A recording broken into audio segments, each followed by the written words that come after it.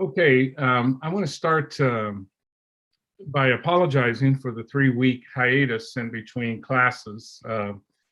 It had to do with getting my COVID vaccines. The state of Massachusetts was being so slow that we drove to the state of North Carolina and got our vaccinations. So I hope everyone is getting vaccinated these days and this craziness is behind us. What I want to do today is to talk about we've been going on talking about Persian linguistics, weaving in and out of the theme of this course, which we want to focus on more, and we want to get into more technical issues perhaps. But today I want to talk about some problems with Descartes and modern linguistic methodology.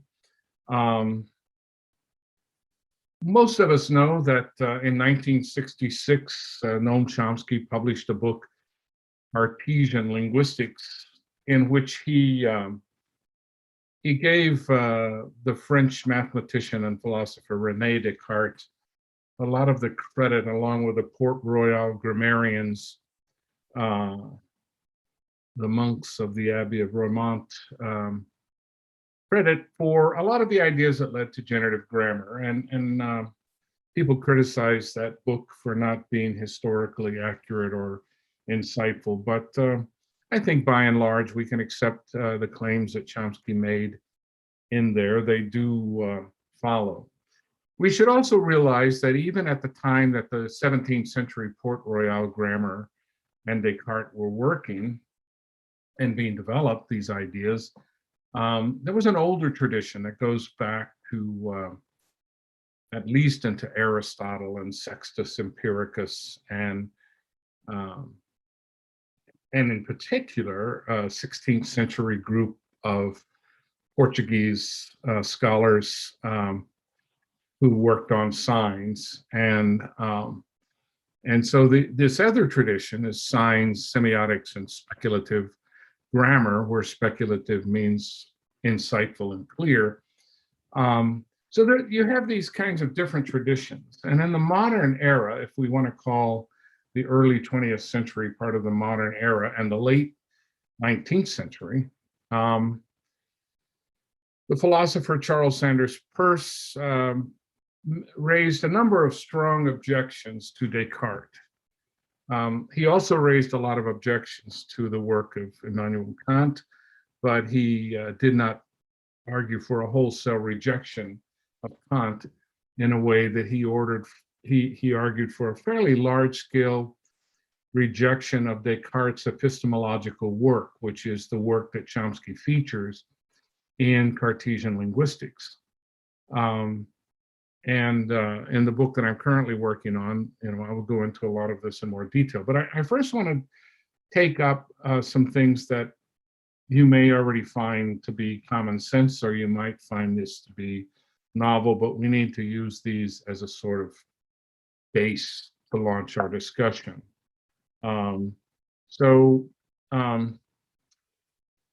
We should realize that in all theories, there is what I call a navigation problem.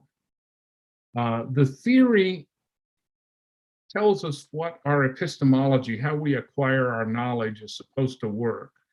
And it sets us off in a certain direction. And after a long period of time, if that direction is off a bit, or even if it's exactly where the theory wanted you to go, it's moved quite a ways from alternative possibilities. Kenneth Pike, who I've mentioned many times, talked about theories as windows. It's a way of looking at the world. It's a way of looking for things and seeing the world. But as we know, if you take the analogy of a window, you can put it on the wrong wall and then you're looking out at something, but it's not going to show you maybe what you need to see because you're looking on the wrong side of the house. Or maybe what we need is not just a window, but many windows, many different theories. I have always argued that our approach as linguists should be informed by many theories simultaneously. So when I went to the field to do field research on the Pirahã back in the late 70s all the way to the 21st century, for about 40 years. Uh, I, um, I took an eclectic approach. I read many different theories. I took lots of books on my back through the jungle, hiking through the mud when we set up our little tribal situation there with the family among the Pinaha. And I might read work by Talmud Givon one day and read work by Chomsky the next day, and then read work by an anthropologist another day. When we're trying to understand human language, no one theory, no one window on the world is going to be adequate. If we have very narrow, small questions, it will be perhaps adequate to answer those questions. If we have larger issues we would like to think about, such as language as a whole, as opposed to, say, WH movement, then we need to be more widely read. The course of our research is set by our theory. Experiments, searches, results, and research results and significance are all set by the initial direction of the theory. And after a while of practicing in the theory, everything we do seems natural. We meet with people who agree with us. We go to conferences based on that theory. We talk to people who agree with us, and we tend not to talk to people who don't agree with us. And this has the effect that course corrections become very difficult. If we've got this navigation problem that's put us off just a bit from some of the questions we need to ask, if we're not reading widely and thinking outside of our theoretical boxes or taking a perspective wider than one single theoretical window, then our research will suffer as a result. In 1868, Charles Peirce wrote one of his best papers. It was always his favorite paper, even though he lived for another 50 years. The title of the paper was Questions Concerning Certain Capacities Claimed for Man. And these capacities were largely the capacities that had been claimed by Descartes. So this article is largely an attack on Descartes' views. This is 8 years before General George Armstrong Custer was killed at Little Bighorn. If you want to have some sort of perspective, it's 3 years after the end of the Civil War. It is when Peirce is, he was 29 years old when he wrote this. He was already working as a geophysicist for the American government in what is today known as NOAA for the American government. So at that time, it was the U.S. Coastal Survey. And Peirce wants to argue that, first of all, we have no intuitions. It is claimed that we have intuitions, but he wants to argue that there's no such thing as an intuition. If you recall, Descartes argued that we could have, when Descartes started his method on and meditations, he talked about doubting everything and then coming to see things we could believe intuitively. And those things were certain. Descartes felt that once we came to an intuitive conclusion, that conclusion was certain. So Descartes talked about certain knowledge that is certain, has certainty, and he talked about intuition. He also talked about introspection, which we'll get to. Peirce rejects all of these. First of all, he argues at length in a number of works that knowledge is never certain until the end of inquiry, which means all researchers have worked for sufficient time, probably till the end of time, to solve a problem, and there's no further revision that can be done to the answer. So until that point, we don't have certainty, contra Descartes. And Peirce also argued that there's no intuition. And he claimed that the only evidence we have for intuition is that we feel intuitively that we have intuition, which is circular, of course. And he made a few points from language, vision, phonetics, and space. So let's look at his points. With regard to language, Peirce says in 1868, a child has, as far as we know, all the perceptive powers of a man. yet question him a little as to how he knows what he does. In many cases, he will tell you that he never learned his mother tongue, he always knew it, or he knew it as soon as he came to have sense. It appears then that he does not possess the faculty of distinguishing by simple contemplation between an intuition and a cognition determined by other cognitions, which of course would be an inference. And so what does that mean? It just means that the parent may watch the child learn their language over time. And this is not, it doesn't matter if you're a nativist or a rationalist or empiricist or the child obviously goes through learning stages, and the child doesn't necessarily remember that. So if they say, I didn't learn that, I always knew it, that's wrong. They didn't always know it. And in most cases, we can show that. And so a child might have an intuition, but in fact, they might think they have an intuition, but in fact, they don't have the faculty to distinguish by simple contemplation what is an intuition versus what is a series of steps of acquisition and cognition. First gives another example from vision. We have a blind spot in the middle of our retinas. We all know this now, but in 1868, maybe not everyone knew this. So Peirce proposes an experiment. He says, take a blank page, put a penny on the left side and another penny on the right side. Then hold your hand over your left eye, and with your right eye, look at the left penny and slowly start to move the right penny towards the left penny. And he says, you will find that about the middle of the page, the right penny disappears from your vision. And that is because you have a blind spot. And yet, although we always have this blind spot, it never occurs to us that we are not seeing everything. We think we are seeing something in that blind spot because we are always inferring it. Our knowledge of the world around us, our previous cognitions, lead us to infer something in that blind spot, which is in fact not in that blind spot. So from vision alone, we can tell that we are inferring things we believe are intuitive. Even our direct perceptions, we cannot therefore always tell even the difference experientially between seeing and believing or inferring. We think we're seeing something, but in fact, we're inferring it. The mind is tricky in this regard. Peirce also gives an example from phonetics. And he says, the pitch of a tone depends upon the rapidity of the succession of the vibrations which reach the ear. Each of those vibrations produces an impulse upon the ear, and we know experimentally that it is perceived. In modern phonetics, we can actually set our computers, our prop program, or whatever we're using to sample at different rates so that we're actually not even getting all those impressions. We're just getting enough to hear to not terribly affect our hearing.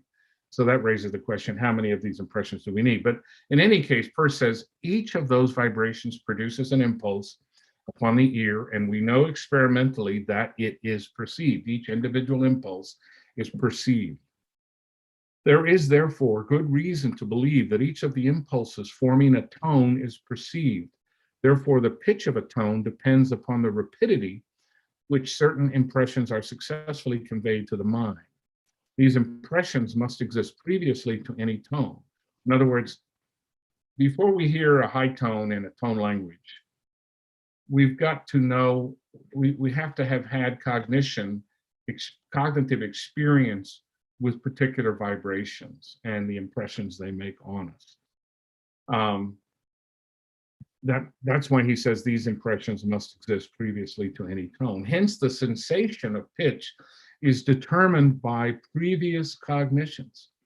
When we hear a high tone, it is because we've already heard a succession of tonal impressions of pitch at a certain rapidity, at a certain speed, and this leads us to perceive the tone, the one continuous tone, when in fact we know it's not a continuous tone, it's a series of impressions. Hence, the sensation of pitch is determined by previous cognitions. This would not have been discovered by mere contemplation or feeling. You can't simply hear a tone and think, oh yes, there's a whole bunch of impressions hitting my ear and I perceive those as one. These things require instrumental studies to really tease apart and see what we're actually perceiving.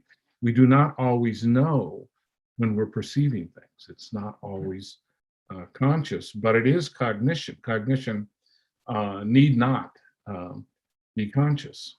And also, there's a similar fact about the perception of space. Peirce argues in his 1868 paper on certain capacities that our conception of space is based, among other things, on inference from multiple points of light. Today, we would call those pixels.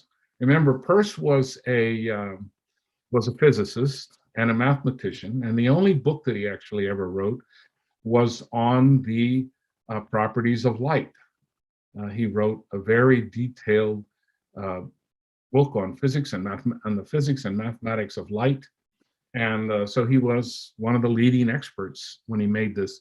So today we would call these points of light pixels, and these pixels enable us to perceive space. So when we see all the pixels that define a sheet of paper, the points of light that enable us, our eyes, to communicate to our brain, to see the piece of paper, we see the extent of the paper. We infer that the paper is of certain dimensions relative to our eyes because of the individual points of light, none of which have the dimension of the entire piece of paper. So perception of space, perception of tone, our vision in general, and our understanding of how we come to acquire language, these are all things that show that we have no intuitive powers to guess these things. We need to study everything about what we think we know scientifically, and we can never take one person's word for it. We can ask them, what do you think of this? Is this hot? Is this cold? Is this grammatical? Is this ungrammatical? But these are not stored. This is not a new or alternative way of knowing things. It's all just inference. If we say that this sentence is grammatical and that sentence is ungrammatical, that is never immediate. That is just like points of light, just like tone perception. It is based on a series of cognitions. So he argues that not only is Descartes wrong that we can have certain knowledge, but Descartes is wrong that we have intuitions. There's no such thing, and close scientific investigation shows that. And I think he's right about that. So to conclude this first part of the talk, our perceptions are very fast, but involve inferences. Just think about how fast our mind's working all the time. Not only letters, but vision and conclusions. There is no evidence for a special form of perception called intuition, except that circularly we intuit that we intuit. Although Descartes called intuition the greatest source of certain knowledge, Peirce argues that we can only know via inference, specifically the three ductions. What are those? Now, the three ductions are deduction, induction, and abduction, or is what Peirce sometimes referred to as retroduction. Deduction and induction are known, since the ancient Greeks. Abduction, retroduction, these are Peirce's own developments. And so what is the form? How do we reason? And I tell business students when I teach at a business university, and sometimes I teach business courses. And I tell my business students that, you read all kinds of trendy literature about thinking and reasoning and how we follow arguments and how we make arguments. But really, there's only three. There's induction, deduction, and abduction. That's the only way we understand anything about the world around us. We don't get revelation from God. I mean, if you believe you do, fine. That's not my problem.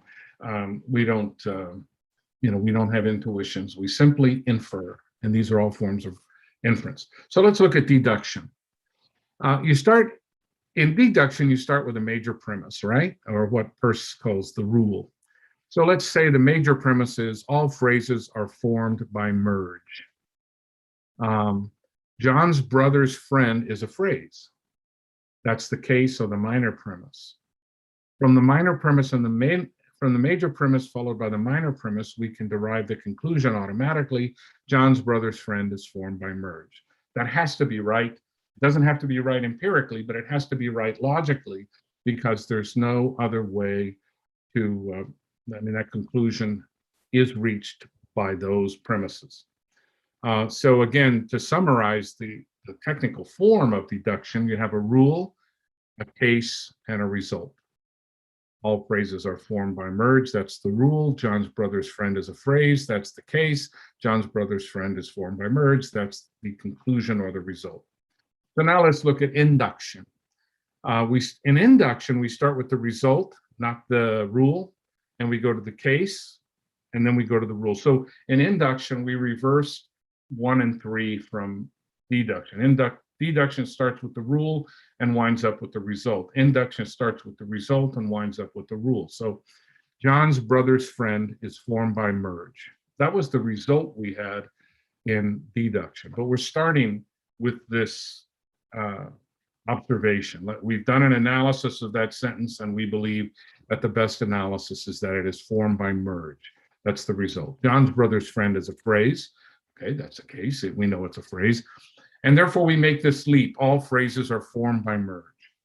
That's how induction works. Induction goes from the specific to the general. Deduction goes from the general to the specific. Deduction is logically automatic. There can't be any other result.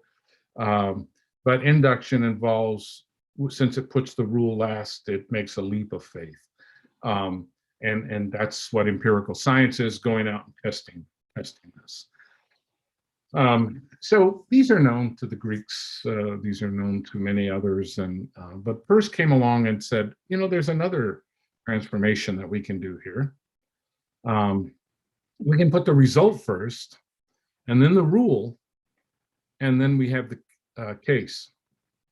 So let's say we start with the result again, just like in induction, and we say John's brother's friend is formed by merge. Okay, that's a result. I've looked at it, and merge is how this phrase got to be there. Okay. All phrases are formed by merge. That's the guess. Now we put the rule second instead of first. We put the result first, the rule second, and we say John's brother's friend is a phrase. All phrases are formed by merge, John brothers. So abduction, or what Peirce sometimes called retroduction, and some commentators on Peirce argue that abduction and retroduction are different things. They're not. They're the same thing. As far as I can tell, they are. Nicholas Rescher, one of my favorite philosophers and a former colleague from the University of Pittsburgh, has an extremely good and helpful commentary on Peirce, in which he argues that abduction and retroduction are different things. But I think he's missed the boat on that. I think he's wrong. Plenty of evidence from Peirce that these are the same thing. But it's just the formalization of guessing. In fact, if we had time, and something I'll be talking about in my book is what Peirce called the guessing instinct, how we're able to guess so well. But anyway, so abduction. So these all actually are very compatible with the book that I wrote, Dark Matter of the Mind, in which I argue that we make inferences, we make judgments, these are all cognitions in Peirce's sense, based on knowledge that is unconscious. And unconscious knowledge has two types: one which we can bring to the consciousness, and other which is ineffable. We can't talk about it. There's just, and I talk about this at length in the book. And this is quite compatible, I'm delighted to discover, with Peirce's ideas on introspection and intuition. So again, intuition versus inference. Intuition is a special form of thought, a cognition not caused by any other previous cognition. Peirce's definition of that also serves as an explanation of why intuitions are unlikely. So Peirce denies that there is any such form of thought. All forms of thought, all cognitions are caused by previous cognitions. You might think this is circular, but in his work, Peirce actually gives us a way out of that circularity. But roughly, it means that any cognition you have was caused by another cognition. That means that there is no revelation from God in the sense that there is nobody with psychic powers. There's just no way around it. There's just intuition. And you may not like the idea that there's nobody with psychic powers. You might like to believe in Santa Claus or Jesus or these things. But anyway, this is according to Peirce. There's no such thing. And these are compatible with dark matter of the mind. And introspection versus inference. Introspection is a special ability to look inside ourselves. Is there any such thing? We do have privileged knowledge of ourselves. I mean, nobody knows what I was thinking 5 minutes ago, but me if I didn't say anything. Maybe my wife, I'm not sure. But we get at this via inference. We only know about ourselves because we take data about the things we know and we perform inference upon them. We know ourselves, according to Peirce, the exact same way we know everything else. We have no special powers of introspection. All the things we call introspection are just other examples of inference. So to conclude this part, there's only one way of seeking knowledge, inference, via the three ductions: abduction, induction, deduction. But if there is no intuition or introspection, what is there? Well, this raises a problem, obviously, for linguistic intuition, because it means that linguistic methodology should not rely on something that doesn't exist. Now, I want to make clear that the fact that we deny intuition as a special form of knowing doesn't mean we deny that speakers know whether sentences are grammatical or not. We don't mean that at all. You know, if you ask me certain questions about English grammar, I will give very confident answers. They could be wrong, though. I mean, I just give you my immediate reactions, but those immediate reactions are cognitions based on previous cognitions. They're inferences. There are a couple of different articles about the problematic nature of using intuitions in syntactic and linguistic studies. There's an article by Wazo and Arnold in 2004 called Intuitions and Linguistic Argumentation, an article by Michael Devitt, who's done some excellent work on the philosophy that underlies a lot of modern linguistics, called Intuitions and Linguistics. And both Wazo and Arnold and Devitt conclude that we really need to avoid relying on linguistics. Perhaps the most rigorous refutation of intuitive knowledge in linguistics is produced by Ted Gibson and Evelina Fedorenko in a 2013 paper.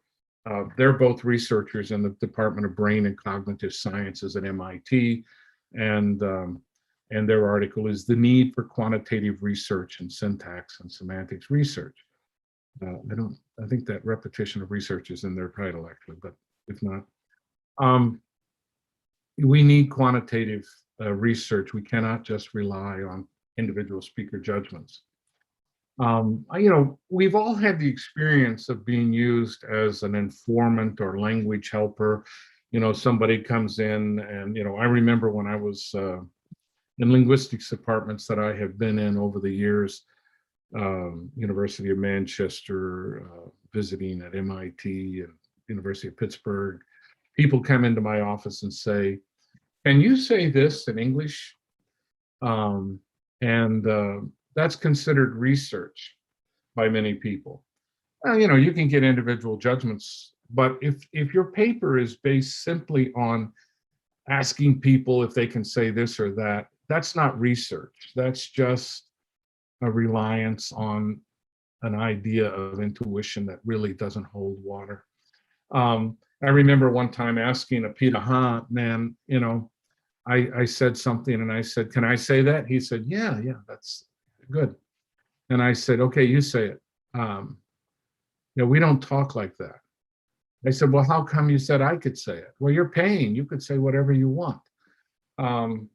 We get different judgments based on different kinds of social context and different experiences. So we have to be very careful, and we need some other standard for actual research. Phoneticians know this. Phoneticians don't do their research in linguistics by just asking one person to say something and then say, "Oh, this is how it's pronounced in English." They get many subjects and they run quantitative tests on these different pronunciations, and Um, and then they published the results based on quantitative research. Wazo, who, he's a founding member of generative grammar, Tom Wazo at Stanford,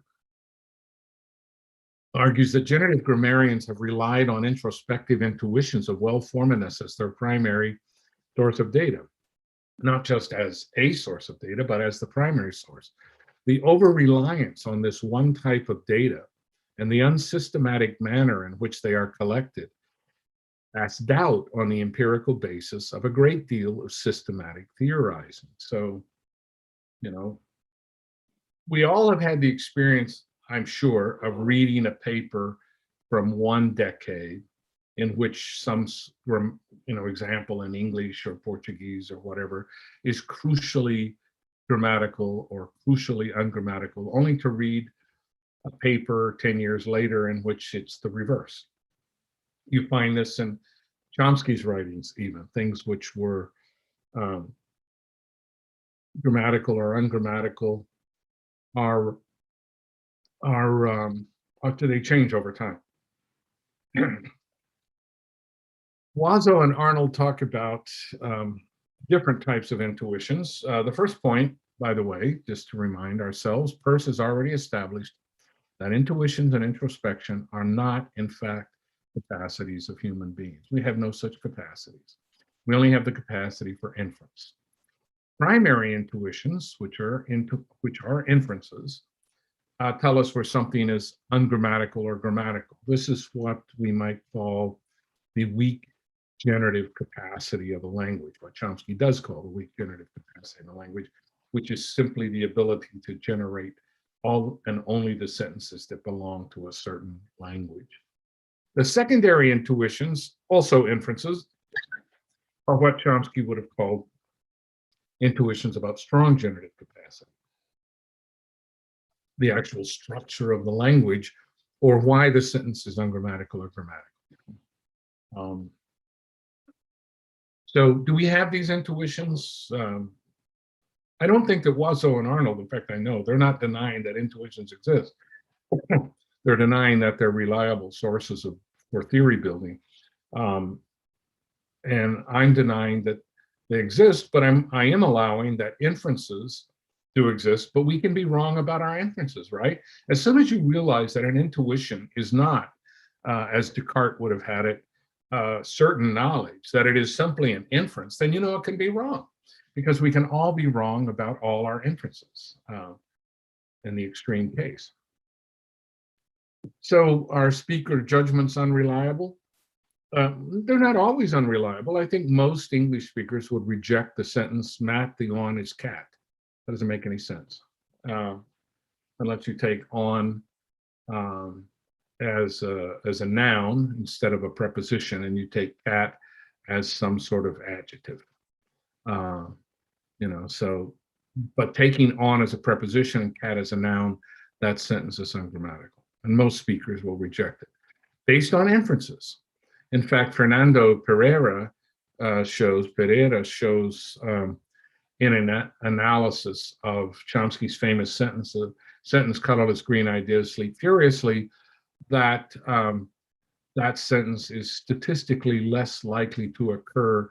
And so he shows a gradation of different sentences and why statistics, not intuition, can explain which sentences are more likely to be accepted and which are more likely to be rejected. And that work by Pereira is based, at least tacitly, on the idea that all speaker judgments are inferences, not intuitions. But sometimes we get questionable sentences. So you take in Portuguese a sentence like João ele sabe mesmo, não é? Where João is so John, he really knows, right? And so John is left dislocated. And back in the 80s, there was a lot of discussion in Portuguese of these kinds of sentences. When I was doing my PhD at Unicamp and when I was teaching in my first job, which was at Unicamp, I recall this sentence being discussed in Portuguese syntax circles. And there was a funny conference at the Encontro Nacional de Linguística, I think that was 1982, in which a friend of mine thought this sentence was ungrammatical. He stood up at the conference to criticize the use of such sentences, but his first sentence was a sentence of exactly this type, and everybody started laughing, and he sat down. He didn't know that he actually produced such sentences. So it was an inference that was incorrect. It wasn't an intuition that was rock solid. So sometimes we reject sentences that we actually utter, and these are examples that native speaker judgments are unreliable. So we use judgment as a neutral term. Intuition is not neutral. Inference is not neutral. These show specific positions, but judgment is however you got there. And I'm arguing that it's only by inference. There are also dialectal differences. He could do it. That's fine for me, but many speakers of English would never accept that example. Another sentence that's just fine for me is, anymore, he does whatever he wants. Many English speakers reject that. I asked Paul Postal, we correspond a lot of, I asked him if he accepted that sentence, and he said, never in a million years would he accept that sentence. And I said, I guess you haven't learned this alternative use of anymore. And he said, I don't want to learn that any more than I want answer. So, here I am using any more in other sentences. You'll have to be the judge of whether I use them following my own judgments. Anyway, I accept one, I accept two. Most English speakers, or many, would totally reject those sentences. And then you could say something like, when did you want to meet my dad? Many English speakers would not accept the wanna there. It's fine for me. I guess coming from Southern California, most of my standard, what is often known as standard English grammar is gone. So there are dialectal differences, and we simply cannot go from those differences to sound, reliable evaluations of the data that are produced by native speakers. You can't write a grammar without sorting out dialectal differences and without sorting out speaker reliability, and you can't do that without quantitative methods. This doesn't mean that you throw out all native speaker judgments. It just means that you don't rely on those very heavily. So you can walk around asking everybody on your floor in your department if they accept this sentence or that sentence, but just know that all you did there was generate hypotheses. You collected these little data points. They're like little pixels, and to project the whole page, you're going to need a lot more pixels. So just as our brains work quantitatively to generate concepts of space and tone and the knowledge of language, our articles need to follow the same kind of methodology that our brains already come equipped to do. Dialectal differences cannot be studied merely by intuitions. Marginal intuitions also exist, which is not predicted by Descartes. You can think, I think that's okay. You're not certain. And this would not have been predicted by Descartes, but it was predicted by Peirce, since there are no intuitions, only inferences, and inferences are never certain until the end of inquiry. Linguists can also influence outcomes. If you give somebody a series of sentences, they can detect, because they're inferring fairly quickly, what the grammaticality pattern is. And very often we can produce what is called in the English psychological literature the clever Hans effect. The story of clever Hans, the horse who everybody thought he could count until they realized that his owner was giving him tacit signals to, for how to perform. And very often linguistic research is like that. So we need something more quantitative and less qualitative. You don't throw out all qualitative data, but, so how do we go about doing linguistic research? Gibson and Fedorenko say the prevalent method in syntax and semantics research involves obtaining a judgment of the acceptability of a sentence or its meaning, typically by just the author of the paper, sometimes with feedback from colleagues. This methodology does not allow proper testing of scientific hypotheses for several reasons. First, the small number of experimental participants, typically one, the small number of experimental stimuli, typically one, the cognitive biases on the part of the researcher and the participants, and D, the effect of the preceding context. for example, other constructions the researcher may have been recently considering. So there's a context in which we're asking for these judgments. And there's just not enough data to build any strong conclusions after you've asked a couple of people something, you know. So for example, if you want to go and do a grammar of an indigenous language of Brazil, which I highly recommend, or any other country, you can't simply go in there and have your favorite informant and ask him if you can say this or that, because he might tell you you can say whatever you want. Bob Dixon, famous RMW Dixon, famous field researcher from Australia, originally from England, said that you know, he always asks people to say the sentence back to him because they often won't say it unless it makes sense to say it, unless it's really grammatical. And that was my experience with the Pitaha that one time, where he said, I can't say that because we don't talk like that. But, and then I replied, but you said I could say it. And he said, yeah, you can say whatever you want. You're paying. But none of this is sufficient. We need quantitative methods. So for example, if you're doing field research in phonetics, I spent worked on 3 different languages with the late phonetician Peter Ladafoguet in Brazil in the summer of 1995. And Peter always liked to get, ideally he would want to get 13 males and 13 females to give pronunciations of a range of words that were selected from the phonology. So this stuff was not taken at random, but the data were collected systematically, and then we asked for pronunciations, not judgments, of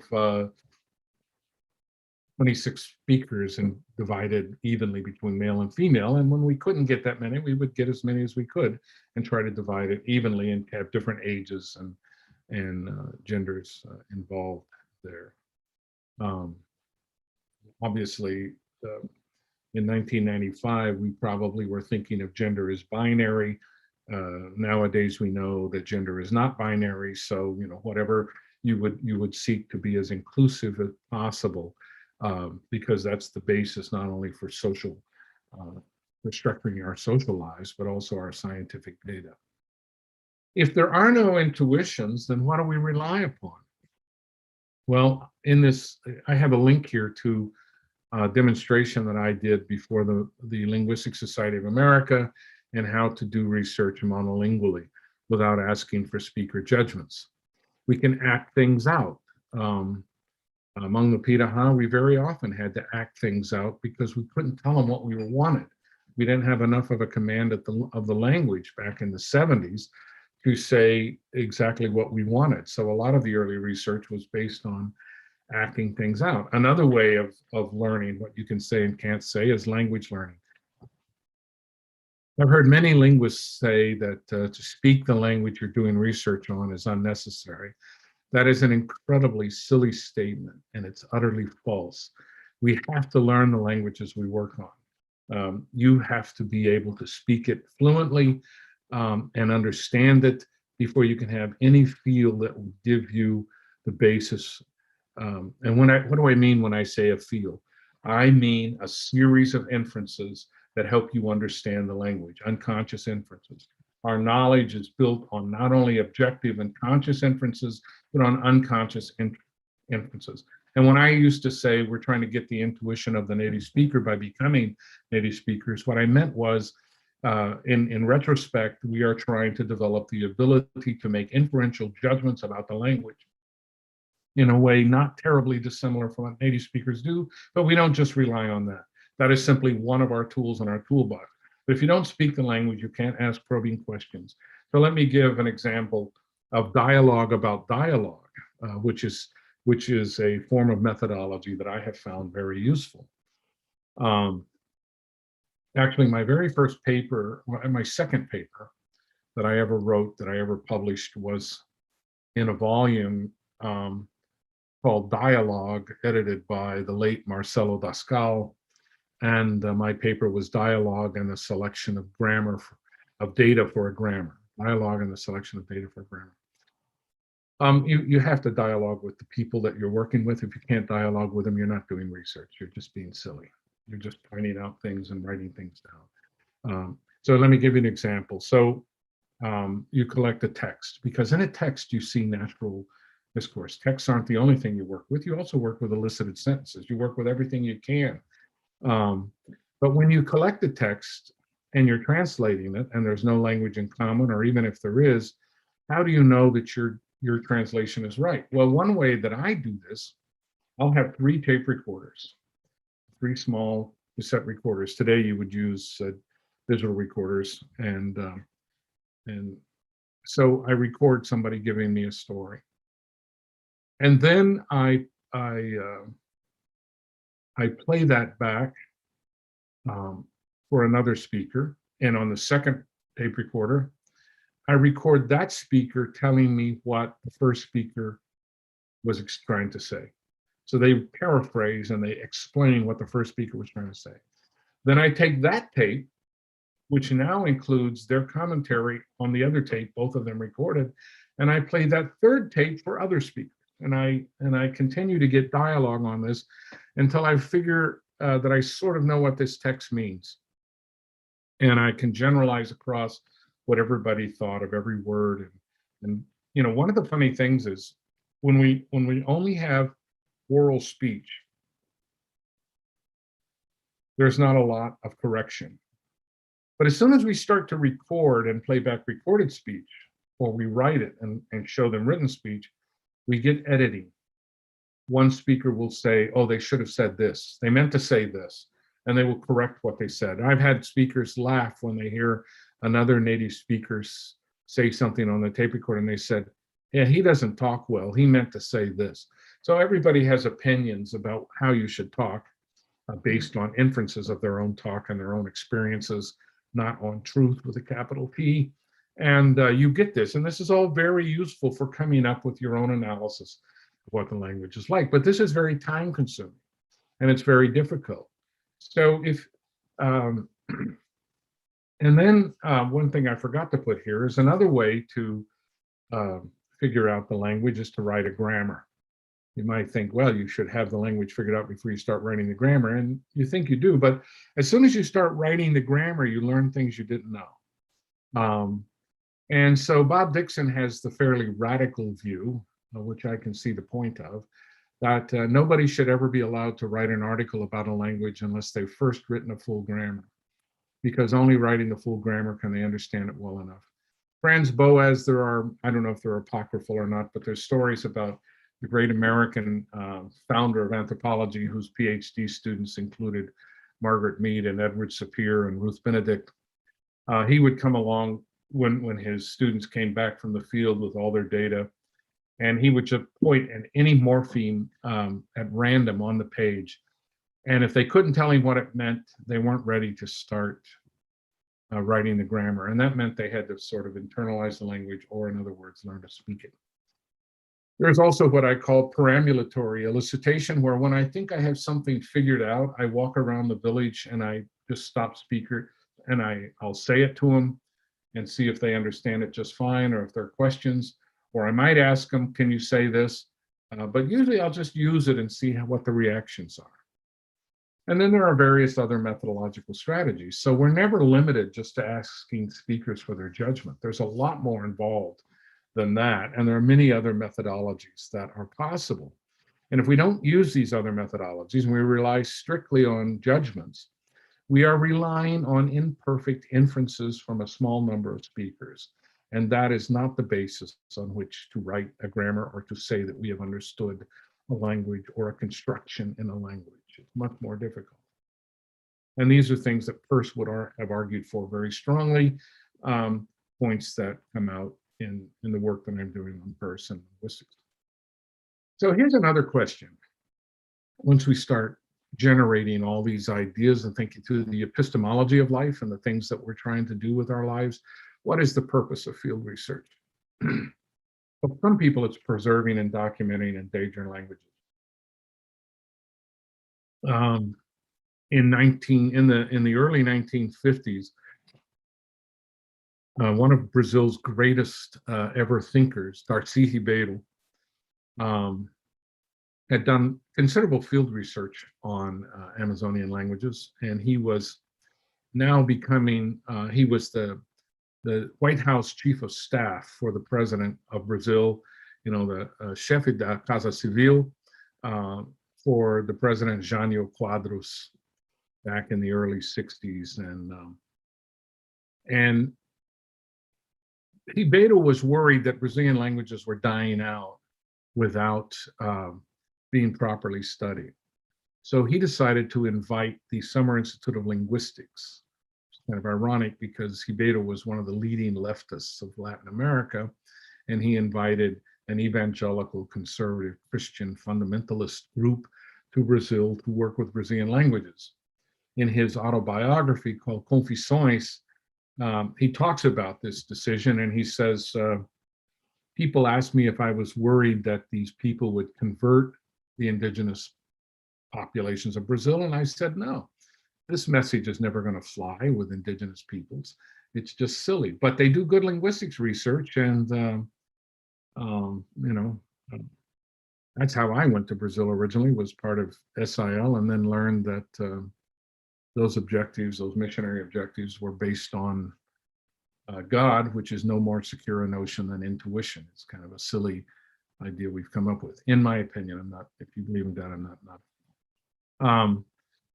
So what is the purpose of field research? Well, Darcy Ribeiro thought it was to preserve endangered languages all the way back in the 50s, long before the so-called endangered languages movement.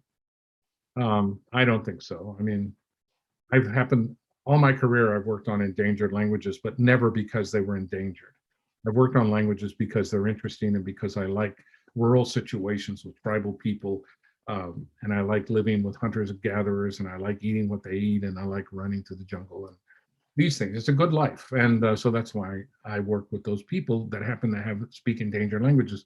But my main reason for working on languages is the theoretical interest of understanding how language works by collecting a larger data sample. Fieldwork, in a sense, is linguistics as a whole trying to do quantitative research, because there are 7,000 plus languages in the world, and you can't build a theory, no matter what anybody says, on one language.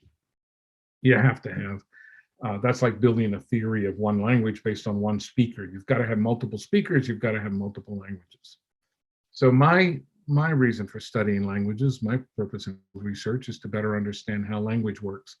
I'm not out there to do salvage linguistics or anything like that. I don't have any problem with people who do, but I don't deposit my data in databases, and it's not why I do what I do. And you may have your own purposes for doing it. It's a wonderful way to spend your life, so just for enjoyment is a good reason. So what is fieldwork? Before we can describe these things, I don't know what this word is before 2012. Anyway, CL. So fieldwork, this is my own definition, which I first gave in 2004. Fieldwork describes the activity of a researcher systematically analyzing parts of a language other than one's native language, usually one the researcher did not speak prior to beginning fieldwork, within a community of speakers of that language, prototypically in their native land, living out their existence in the milieu and mental currency of their native culture. In other words, fieldwork is not collecting data from a speaker in a classroom. I've had people say that they did fieldwork, and when I asked them further, what they meant was they had done a fieldwork class at some university in which they worked with a speaker or two. That's not fieldwork in my definition of fieldwork. I mean, if you have a different definition, that's fine. And then there's this idea that I've tried to outline in papers and books, which is we do fieldwork up to coherence. This is a pragmatist view. Charles Peirce was the founder of American pragmatism, but the person most famously associated with pragmatism is not Peirce, but William James. And these ideas come from William James. The paper that I sent to you, Coherent Fieldwork, is a chapter, it will be a chapter in my new book, very much reworked. It's a chapter in another edited book, but it is based on William James's approach to pragmatism. According to dark matter of the mind, we can never escape our identity and the unconscious guidance to fit our new experiences to our old ones. We are always inferring, and every new experience is understood based on inferences, induction, abduction, deduction that make it fit in with our old experiences. So we do this unconsciously. We don't even know that we're doing this. We can maybe step back and reflect and realize that we're doing it, but otherwise, it's just something that we do. And therefore, it fits with who we are. Our personal experience can never be escaped.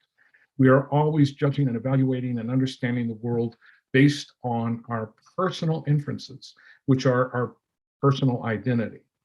Our identity itself is, in a sense, a series of inferences connected and experiences connected by memory,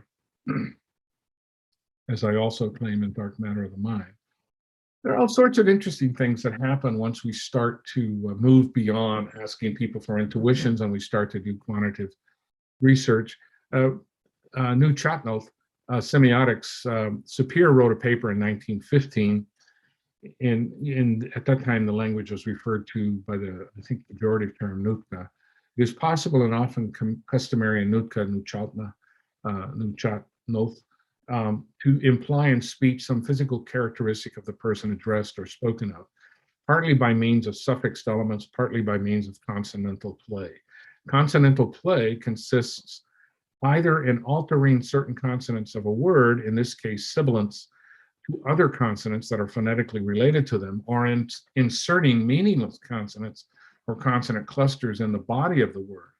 The physical characteristics indicated by these methods are children, unusually fat or heavy people, unusually short people, those suffering from some defect of the eye, hunchbacks, those that are lame, left-handed persons, and circumcised males. So you alter a consonant in a word, and everyone knows that you're referring to a physical characteristic. So these are, the person would call these indexical legisigns, and this is a fascinating form of semiotics that works its way into language, and you cannot understand this without understanding the culture, the surroundings, semiotics, and you can't simply ask people, right? Because people aren't going to tell you that they changed that consonant to insult somebody. They might tell you about it for somebody else, but it's basically observation. You take notes, you walk around, you use it, people laugh. That's a good indication that something's going on that you're not aware of. You didn't think it was funny, but people are laughing because you referred to somebody with the wrong consonant and said that they were of extremely obese person when in fact they're not. So this is something that Sapir put on the agenda, understanding the cultural context of even consonants and their semantics. There's also phonetic semiotics throughout Pitaha, in fact, every language. So for women in Pitaha women have a different phonetics and phonemics from Pitaha men. Pitaha women manifest a smaller articulatory space than Pitaha men. In general, females' points of articulation are retroflex compared to men's, and the guttural sound one associates with their speech is the result of contracting the walls of their pharynx. And these things need to be better studied phonetically. Further, women's speech has one phoneme less than the men's, whereas men's speech has both S and H. Women's speech often has only H, where men would have S and where men would have H, women have only H. A full statement of the phonetics and phonology of Pitaha, therefore, must include gender-based differences and would be seriously incomplete without this additional data. A formal phonology would not care about this, but coherent Fieldwork does, making it coherent with what you know. One of the first things I noticed about Pitaha were the sounds l and b. And I noticed that among females, I could hear br or l at any time. So the word for milk pronounced by a female would be ibr or iboge or ibroge or ibole. But for men, there was an additional constraint. So minus female meant that you got free variation if it were Pitaha talking to Pitaha. And the reason that you always get free variation with females is because at least at that time in their history, this is back in the 70s and early 80s, females didn't talk to outsiders. Males talk to outsiders. So when they're talking to an outsider, they only use the superstrate, what's found in Portuguese. So they would only say ibogue. But when the Brazilian, they're not speaking to Brazilians, they would say imbra, or any one of those pronunciations. And I found this out after several months. And finally, they started treating me as one of the group. That's one way you know you're in the group, is if they start using these sounds around you. And so these sounds have not only the semiotic value of in-group versus out-group, but acceptance versus non-acceptance when it comes to using them with the linguist. And these aren't just grammaticality judgments. You cannot get at these things without careful observation and the basis of quantitative research. Back in my day, mathematics was urged upon linguists studying to be linguists, but it wasn't required. I think that most of the very prolific linguists that I know today are quite quantitatively adept, and they write highly quantified papers, and they publish in top journals of cognitive science. Other semiotic functions of prosody and Pitaha we've mentioned, but I'll just review them quickly. And if you want a greater understanding of this type of thing, there's a lot of work in sociolinguistics. One of my favorite works is still Delheim's 1974 book, Foundations of Sociolinguistics. So Pitaha have different channels of speech with different functions. One channel is hum speech, and the functions are disguise, privacy, intimacy, talk when the mouth is full, language acquisition. We can't talk when our mouth is full unless we have hum speech, because we run the risk of choking to death. On the other hand, if you can hum and communicate just fine, you're not at any risk of choking to death. So that's kind of a nice use of hum speech.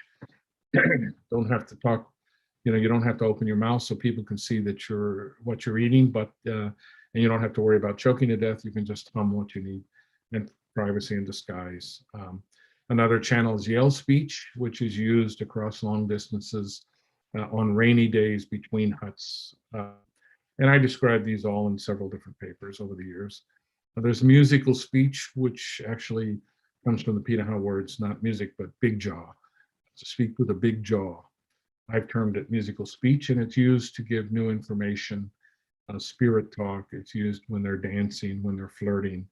There's going to be a party atmosphere when you start to hear this, except when it's used for spirit talk. I have many examples of all this recorded in videos and things. If anybody's interested, contact me. Whistle speech, which comes from the Pitaha expressions pucker mouth or sour mouth, which is the same root as to kiss. You could also call it kissing speech because your mouth is puckered. Is used for hunting and male aggressive play. So when males are playing among themselves, you may be throwing arrows, one way of playing tag. They're not actually angry, and they're not throwing arrows with sharp tips. They're just playing and laughing. They might be whistling. And when they're out hunting, they whistle. So those are all different methods to get around the non-existent method of intuitions. So all speaker intuitions are in fact inferences. Inferences involve previous cognitions acting on current cognitions. We should therefore use an inference-based methodology because speakers are giving us inference-based judgments. Coherent fieldwork is what we are after, inference based on our previous experiences. We cannot engage in Cartesian doubt or certainty. Both are myths that set the field back. And what is called for is a broadly Jamesian, Peircean methodology in linguistics, and not the methodology that many of us have been raised on in linguistic theory. Well, that's all for today. And I'll see you again next week. I'll be doing this once a week until we've reached some sort of closure on these topics. And my email is available. Feel free to contact me if you would like to. And see you next week.